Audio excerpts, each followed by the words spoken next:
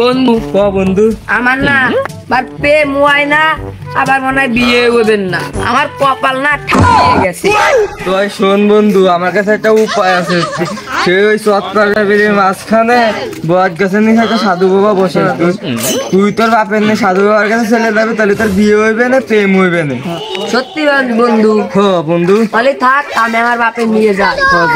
আচ্ছা। ধুর বাড়া, জ্বালায় বসি এলাকার সব সালপাল প্রেম করতেছে, আমার সাওয়ালের কপালে প্রেম নাই। এটা ব্যবস্থা করতে হবে। আব্বা আব্বা আবাজান ক একটা উপায় পাইছি, তাতে আমার প্রেম হইবে না, আমার বিয়ে হইবে না। কত বাপ কি উপায়?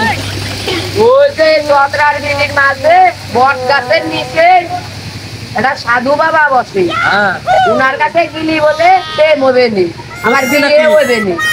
সওয়াল দিয়ে তালি পাটের গোষ্ঠী পরে খাবা বানি আগে সওয়ালের বিয়ে দে। আব্বা আব্বা, দরবেশ বাবার আস্থানা আর কত দূর? হ্যালো শালা, তোদেরই কথা না, ওই যে চলে আইছি, দাঁড়া, ওই যে দেখা যাচ্ছে দরবেশ বাবার ওই আস্তানা। যে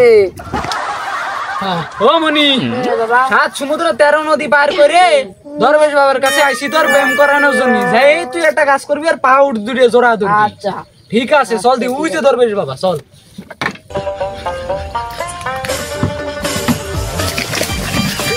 দরবেশ বাবা, দরবেশ বাবা, দরবেশ বাবা, জয় বাবা জয়।